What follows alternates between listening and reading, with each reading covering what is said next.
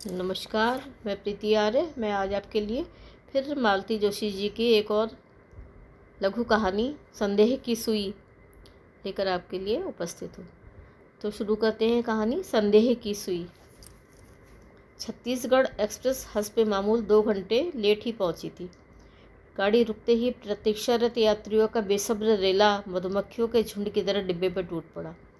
अपना बैग, अपनी शॉल, अपनी अटैची को मजबूती से थामे हुए मैं बड़ी मुश्किल से डिब्बे से उतरी और किसी तरह रास्ता बनाते हुए एक किनारे खड़ी हो गई। इस रस्साकशी में मुझे ठंड में भी पसीना छूट गया।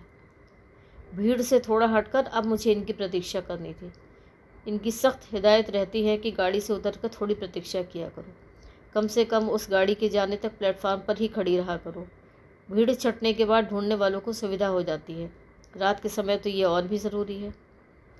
आंटी चलना नहीं है? भीड़ से छनकर आए मेरे सहयात्री ने पूछा। तुम्हारे अंकल की प्रतीक्षा कर रही हूँ। तो फिर मैं चलूँ? उसने सौजन्य दर्शाया और गेट की ओर बढ़ती भीड़ में शामिल हो गया। स्नेह और ममता में पगी मैं देर तक उसकी पगड़ी को देखती रही। इस सरदार छोकरे ने रास्ते भर मेरी बड़ी मदद की। 2 बार चाय लेकर ला कर दी, एक बार मेरी वाटर बॉटल भी भर कर ला दी। मेरा तो उतनी भीड़ में जाने का हौसला भी न था। लाख सर्दी हो, पर दिन के सफ़र में पानी की ज़रूरत तो पड़ती ही है। ख़ास तौर पर तब जब गाड़ी में भोजन करना पड़े तो पानी लगता ही है। इसलिए मुझे रात का सफ़र अच्छा लगता है। कोई झंझट नहीं, रात को तान कर सो जाओ और सुबह अपने ठिकाने पर उतर जाओ। पर इस बार किसी ने रात को आने ही नहीं दिया। सबने कहा माहौल ख़राब है, भैया साथ होते तो और बात थी। लेकिन क्या फ़ायदा हुआ, पहुँचते पहुँचते रात तो हो ही गई। वो क्या कहावत है ना, जहाँ चोरों का डर वहीं अंधेरा। छत्तीसगढ़ चली गई। फिर किसी और गाड़ी के आने का संकेत भी हो गया। पंजाब मेल थी या फिर एपी। इस समय तो ढेर सारी गाड़ियाँ आती हैं। लोग आते चले जा रहे थे। लगता था जैसे सारा भोपाल खाली हो जाएगा। खड़े खड़े मेरे पैर दुख आए थे, पर कहीं बेंच पर भी जगह नहीं थी। सब ठसाठस भरी हुई थी। मैं 50 बार प्लेटफॉर्म के दोनों सिरों पर नज़र दौड़ा चुकी थी, पर इनका कहीं अता पता नहीं था। इतनी कोफ्त हो रही थी कि रिजर्वेशन हो जाने के बाद एक बार फिर फ़ोन किया था, फिर कल रात को भी याद दिलाया था। इसके बाद भी कोई भूल जाए तो गुस्सा तो आएगा ही ना। दिन का समय होता तो अब तक मैं घर पहुंच गई होती, पर रात में हिम्मत नहीं पड़ रही थी। भीड़ थी कि चली ही आ रही थी। जिसे जहाँ जगह मिली फैल कर बैठ गया। बेंचें तो गिनती की थी, सबको कैसे नसीब होंगी। मेरा भी मन हुआ कि अटैची बिछाकर बैठ जाऊं। विज्ञापन में तो दिखाते हैं कि हाथी भी खड़ा हो जाए तो अटैची का कुछ नहीं बिगड़ता। फिर मैं तो बैठ ही सकती हूँ, कम से कम घूरने वाली नज़रों से तो निजात मिलेगी। वहाँ घूरने की फुर्सत किसे थी, मैं खुद ही बेवजह का ही शक कर रही थी। नमस्कार भाभी जी। भीड़ में एक परिचित स्वर उभरा तो बड़ी राहत मिली। राघवन साहब थे। किधर में जा रही हैं? जी मैं दिल्ली से आ रही हूँ। आप? हम बेबी को रिसीव करने को आया। के से आता है। पर के तो रात को 1 बजे आती है। हाँ, पर बाद में सिटी में कर्फ्यू है ना। बेबी को रिसीव कर रात में इदरीच सोएगा, मॉर्निंग में घर जाएगा। बाप रे, मुझे तो याद ही नहीं रहा। शहर में 10 बजे के बाद कर्फ्यू है, तभी तो लोग बेचारे अभी से आकर प्लेटफॉर्म पर डेरा डाले हुए हैं। तभी तो इतनी भीड़ के बावजूद गहमा गहमी नहीं है, एक सहमा सा शोर है। मैं दरअसल इनकी राह देख रही थी। नहीं, यू बेटर गो। साहब आएंगे तो मैं बता देंगे। थैंक यू, मैंने कहा और फ़ौरन एक कुली बुलाकर सामान पकड़वाया और बाहर निकल आई। बाहर तो घमासान मचा हुआ था। सवारियों के मुकाबले में रिक्शे कम थे। हर कोई बाहर जाना चाहता था। पुलिस भी थी, पर कुल मिलाकर हंगामा हो रहा था। आंटी अंकल नहीं आए क्या? मेरा वही सहयात्री सरदार मुझे फिर दिखाई दे गया। बेचारे को अब तक सवारी नहीं मिल पाई थी। हाँ भैया, वो तो आए नहीं, पर ज़्यादा वेट भी तो नहीं कर सकती ना। 10 बजे से तो कर्फ्यू है। आपने ठीक किया। पर आप कहाँ, शास्त्री नगर जाएंगी ना? हाँ। हम लोग टैक्सी शेयर कर लें, मैं आगे नेहरू नगर चला जाऊँगा। टैक्सी शेयर करना मुझे कभी अच्छा नहीं लगा, पर मुझे वो कंजूसी का द्योतक लगता है। पर इस समय सवाल पैसे का नहीं था, सुविधा और साथ का था। मैंने भी हाँ कर दी। एक बार हाँ कर देने के बाद फिर मुझे कुछ नहीं करना पड़ा। कुली से हील हुज्जत उसी ने की, रिक्शे वाले से भावताव उसी ने किया। मेरा सामान रिक्शे में उसी ने जमाया। बस उसका ओके सिग्नल पाते ही जाकर बैठने भर का काम मेरा था। लगता है आज आपका और मेरा साथ पक्का लिखा था, मैंने हंसते हुए कहा।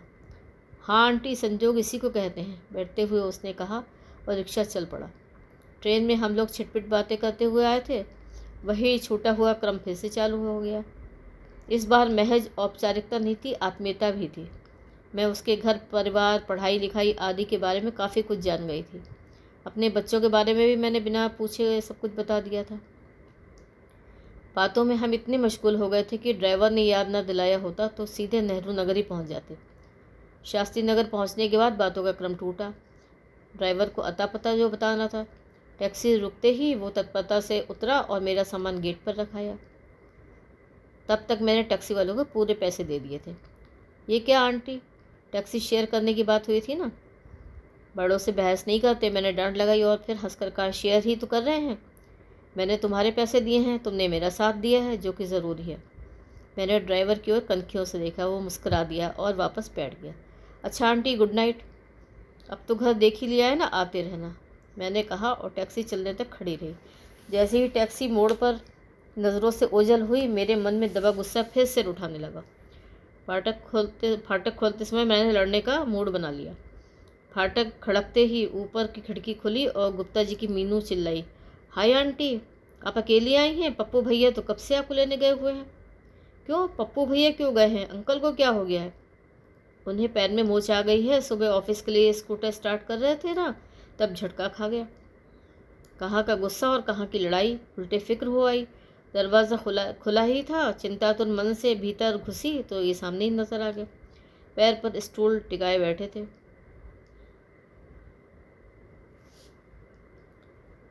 चिंतातुर मन से भीतर घुसी तो ये सामने ही नजर आ गए।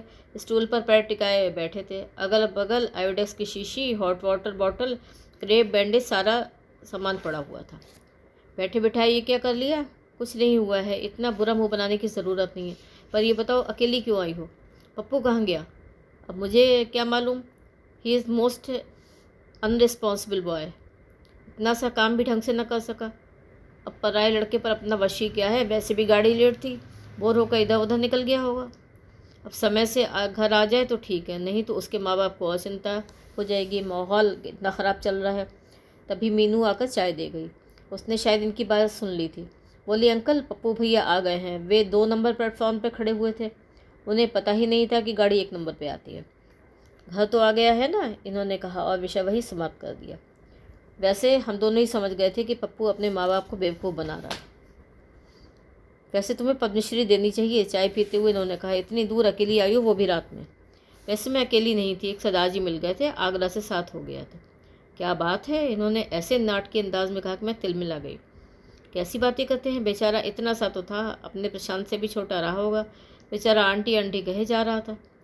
तुम एक सरदार लड़के के साथ आई हो, तब तो पद्मश्री से नहीं चलेगा, तुम्हें परमवीर चक्र देना पड़ेगा। क्या फालतू की बात कर रहे हैं? ये फालतू की बात है मैडम। आपको मोहिनी की शादी का किस्सा याद है ना? इन्हीं सरदार जी के कारण मेरे 100-200 रुपये का खून हो गया था। आप बड़ी आसानी से भूल सकती है, पर मैं कैसे भूल जाऊँ? मेरी तो पसीने की कमाई थी। हाँ, बाकी सारी दुनिया जैसे हराम की खाती है, एक आप ही ईमानदार हो, मैंने उठते हुए कहा। थोड़ा फ्रेश हो लेती हूँ, फिर खाने का देखती हूँ। खाने की चिंता मत कीजिए, इन्होंने कहा। खाना भगवान दिन बनाकर रख गया है, आप तो इतना से फ्रेश हो लीजिए। मैंने मन ही मन इन्हें धन्यवाद दिया। सफ़र से लौटते ही चूल्हे में सर खपाने की ज़रा भी इच्छा नहीं थी। अब तो खाने का नाम सुनकर भूख और भी लगाई थी। मैंने भीतर जाकर जल्दी से एक भगोना पानी गैस पर चढ़ा दिया। लाख सर्दियों पर सफ़र के बाद नहाने का मन तो हो ही जाता है। उतनी ठंड में गैस की आंच भी इतनी अच्छी लग रही थी कि मैं वहीं खड़ी हो गई। उस हल्की नीली लौ को देखते हुए मेरे मन में 7-8 साल पुरानी घटना घूम गई। मोहिनी को, मेरी छोटी बहन की शादी थी। यूँ तो जानना सबका ही ज़रूरी था, पर प्रशांत पीईटी की तैयारी कर रहा था। पूनम का पार्ट 1 का एक पेपर बाकी था। यूँ तो इतनी गर्मी में मेरा भी निकलने का मन नहीं था, पर मजबूरी थी। बस स्टैंड पर पहुँचे तो भीड़ देखकर मैं कांप गई। एक तो छुट्टियाँ, दूसरे शादियाँ, कहीं तिल धरने की जगह नहीं थी। हर खिड़की के सामने लंबा क्यू था। इंदौर की 3 खिड़कियाँ थी, तीनों बंद और लाइनें थी कि हनुमान जी की पूछ हुई जा रही थी। मैं महिलाओं की कतार में खड़ी थी, पर वहाँ तो धक्का पैर सबसे ज़्यादा थी।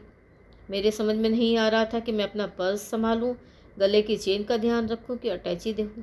इन पर इतना ताव आ रहा था, मज़े से दूर खड़े तमाशा देख रहे थे, ये नहीं कि अटैची ही ले लें। खड़े खड़े जब आधा घंटा हो गया तो मैंने तय कर लिया कि और 10-15 मिनट प्रतीक्षा करेंगे, नहीं तो लौट जाएंगे।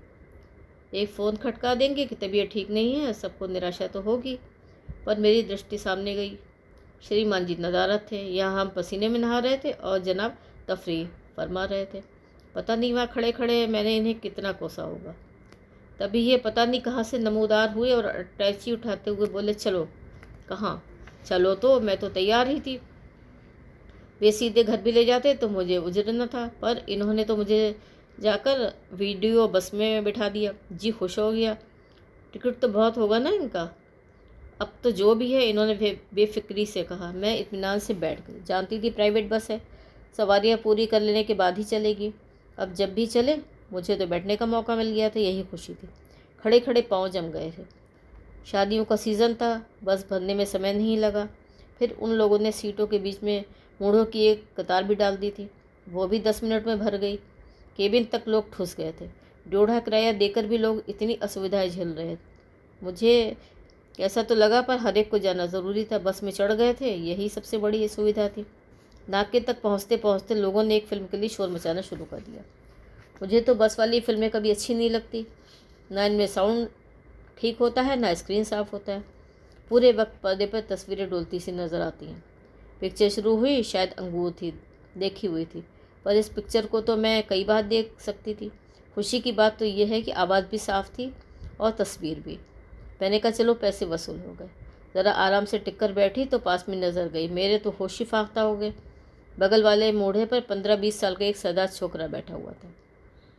उन दिनों पंजाब की खबरें बड़ी सुर्खियों में थीं। वहाँ आतंकवादी ऊधम मचाए हुए थे।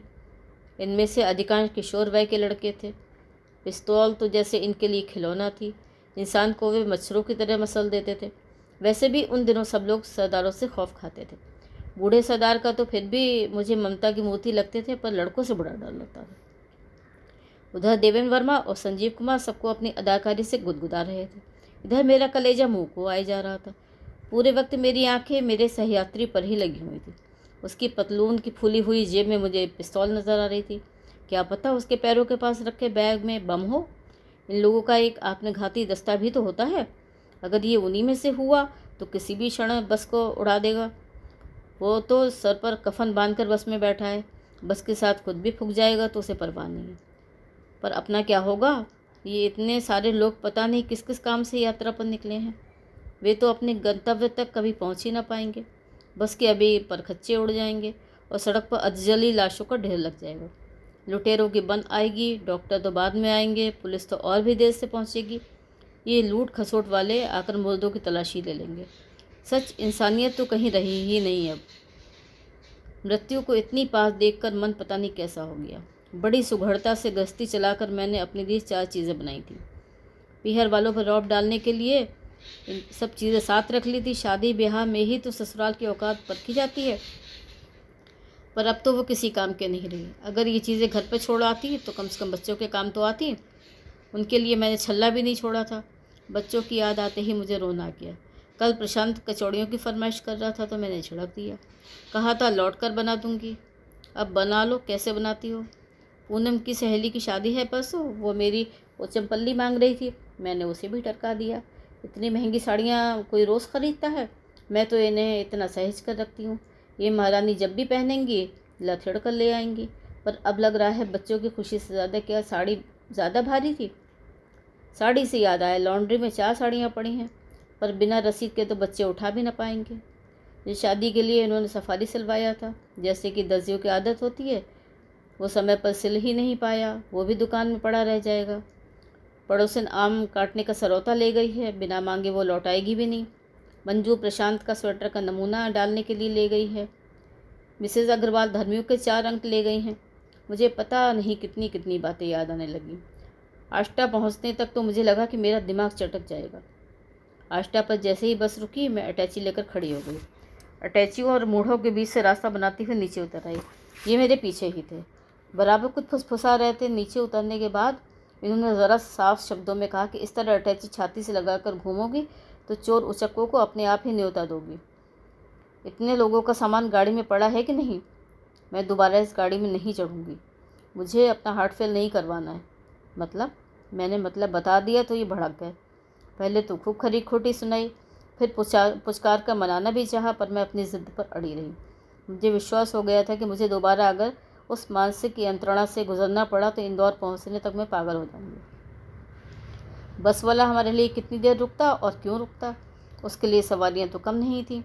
उसके लिए तो वो फ़ायदे का ही सौदा था। मुश्किल तो हमें पेश आई। वहाँ से इंदौर पहुँचने के लिए बस मिलना मुश्किल हो गया था। टैक्सी भी सब भरी हुई आ रही थी। आखिर बमुश्किल तमाम किसी उस्मान भाई की टैक्सी में रात को 12 बजे गिरते पड़ते इंदौर पहुँचे थे। ये पूरे रास्ते मुझे कोसते रहे। बैठे बिठाए 150 रुपये का खून हो गया था। अगर टैक्सी अफोर्ड करने लायक होते तो बस में बैठते ही क्यों, पहले से ही ना कर लेते। अब ये सब याद आ रहा है तो अपने बचपने पर हंसी भी आ रही है और शर्म भी। पर उस दिन पता नहीं कैसा भूत सवार हो गया था। तुम क्या करने लग गई भाई? ये रात के 11 बजने को है। ये लंगड़ाते हुए भीतर आए, फिर भगोने के पानी को देखकर बोले, क्या पूरी रात कॉलोनी को चाय पिलाने का इरादा है? मैंने पानी देखा, खूब खौल रहा था। झेप कर मैंने गैस बंद कर दी। मोहिनी की शादी वाला किस्सा याद कर रही थी। कितनी अजीब बात है ना, कभी कोई अपना लगता है, कभी कोई। ये सब हमारे मन का फितूर है। ये जो हमारा मन है ना, बड़ा शरारती है। भीतर बैठा बैठा खुराफात करता रहता है। संदेह की सुई को कभी इधर कभी उधर घुमाता है। मेरे पागलपन की इन्होंने कितनी सही व्याख्या की थी। तो श्रोताओं, ये थी आज की कहानी और अगली कहानी के लिए इंतज़ार करिएगा। फिर मिलते हैं अगली एक और नई कहानी के साथ में।